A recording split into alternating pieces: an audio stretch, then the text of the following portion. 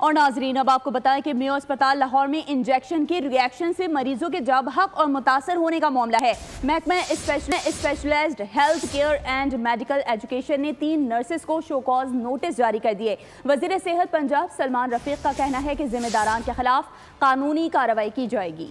तिब्बी अमले की मुबैना लापरवाही, इलाज मरकज मौत का घर बन गया। मेयो अस्पताल लाहौर के चेस्ट वार्ड में इंजेक्शन के रिएक्शन से 2 मरीज जान की बाजी हार गए, 16 मरीज मुतासिर हुए। महकमा specialised health care and medical education हरकत में आ गया। 3 नर्सों नाजिया हसन, सुनैना खालिद और साइमा सहर को शोकाज नोटिस जारी कर दिए गए। तीनों नर्सों को महकमा स्पेशलाइज्ड में रिपोर्ट करने, 7 रोज में शोकाज नोटिस का तहरीरी जवाब जमा कराने का हुक्म। सूबाई वजीर सेहत ख्वाजा सलमान रफीक का कहना है कि वाकये की तहकीकात के बाद जिम्मेदारों का तायन होगा। अमले की गफलत पाई गई तो कानूनी कार्रवाई की जाएगी।